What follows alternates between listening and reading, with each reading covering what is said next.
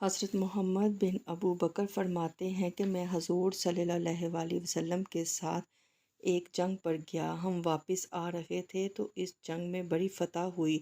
5واں حصہ مال غنیمت کا ہم نے سرکار کی بارگاہ میں پیش کیا تو 80 اونٹ حضور صلی اللہ علیہ وسلم کے حصے میں بھی آئے۔ اتنا نفع ملا۔ واپس آ رہے تھے تو ایک جگہ شام کا وقت ہو گیا۔ کچھ علاقہ اچھا ملا تو حضور نے فرمایا سفر آگے نہ کرو، یہیں پڑھو، پتہ نہیں آگے جا کے کوئی ایسی اچھی جگہ میسر آئے یا نہ آئے۔ حالانکہ حضور سارا کچھ جانتے ہیں، پر تعلیم امت کے لیے فرمایا یہیں رک جاؤ۔ کہتے ہیں خیمے لگ گئے، رک گئے، ایک ایک خیمے میں 2 4 آدمی۔ فرماتے میرے خیمے میں حضرت محمد بن ابو بکر، جناب ابو بکر کے صاحبزادے، میرے خیمے میں جو صحابی تھے وہ بڑے موٹے تازے تھے۔ مغرب کی نماز پڑھنے ہم حضور صلی اللہ علیہ وسلم کی بارگاہ میں حاضر ہوئے۔ حضور کے پیچھے نماز پڑھی۔ کہتے نماز مکمل کر کے ایک صحابی کا دل کیا کہ میں دستے بوسی کروں۔ اس زمانے میں لوگ لکڑی کے جوتے پہنتے تھے۔ حضور کے قدمین شریفین پڑھنا نہ لینے مقدس نہیں تھے اور حضور کا وجود بڑا نازک تھا۔ صحابہ کہتے ہیں جب دست مبارک میں ہاتھ ملاتے تو حضور صلی اللہ علیہ وسلم کا دست مبارک کستوری سے زیادہ خوشبو والا ہوتا اور برف سے زیادہ ٹھنڈا ہوتا تھا۔ تو فرماتے ہیں حضور کی بارگاہ میں نماز کے بعد جب صحابہ آگے بڑھے تو وہ بھی آگے بڑھے سلام لینے کے لیے۔ جب آگے بڑھے تو جوش میں دوڑ کر آگے بڑھے، حضور کے دست مبارک کو چوما۔ لکڑی کے جوتے پہنے تھے۔ حضور کے مبارک قدم پر اس وقت جوتا نہیں تھا۔ انہوں نے اپنے پاؤں سے حضور کا پاؤں دبا دیا۔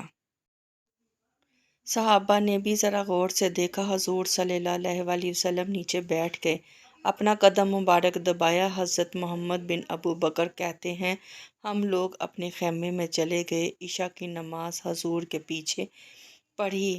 پھر وہ صحابی ساری رات سو نہیں سکے، یار یہ مجھ سے کیا ہو گیا، میں نے محبوب کو تکلیف دی۔ اس وقت حضور صلی اللہ علیہ وسلم کے دست مبارک میں ایک چھڑی رہتی تھی۔ جب اس صحابی نے پاؤں دبایا اور دیر بھی ہو گئی پاؤں پر پاؤں رکھے ہوئے تو سرکار نے تکلیف محسوس کی، تو پھر سرکار نے چھڑی صحابہ کے پیٹ پر چبوئی اور فرمایا یار میرا پاؤں تو چھوڑ دے۔ اب وہ پیچھے ہوئے تو بڑا پریشان ہوئے کہ یہ مجھ سے کیا ہو گیا، کانپنے لگے، رونے لگے۔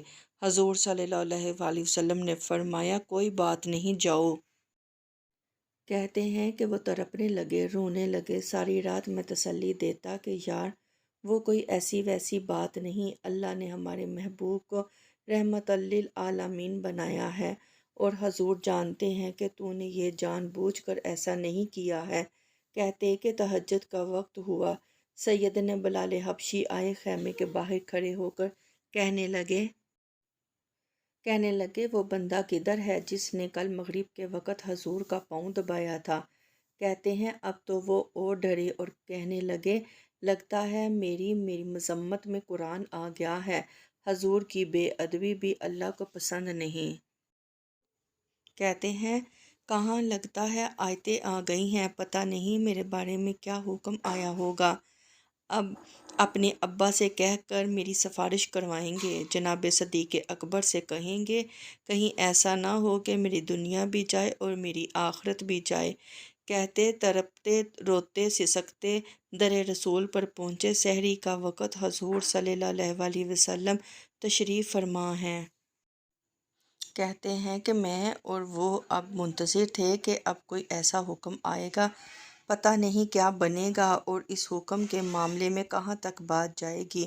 حضور کے سامنے کھڑے ہوئے تو سارا کچھ جاننے والے محبوب نے اپنی امت کی تعلیم کے لیے فرمایا عشاء کی نماز کے بعد ہی تجھے بلانے کا ارادہ ہوا تھا، پھر خیال آیا کہ تو کہیں سویا ہوگا، سحری میں لوگ اٹھ جاتے ہیں تہجد کے لیے، اس لیے تجھے بھی بلایا ہے۔ فرماتے ہیں اب انتظار تھا کہ وہ بڑی بات آئے، ڈر رہے تھے، لیکن قربان جائیں نبی پاک صلی اللہ علیہ وسلم نے پاؤں دبانے کا ذکر ہی نہیں فرمایا۔ حضور فرمانے لگے اس لیے بلایا ہے کہ کل شام میں نے تیرے پیٹ میں چھڑی چبو دی تھی، تجھے تکلیف ہوئی ہوگی تو اللہ کی رضا کے لیے معاف کر دینا۔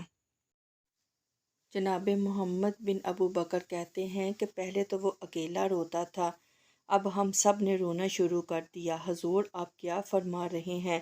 حضور صلی اللہ علیہ وآلہ وسلم فرمانے لگے، نہیں یار، بیچارے کا پیٹ بڑا ہے، میں نے اس کو چھڑی چبو دی، اس کو تکلیف ہوئی ہوگی۔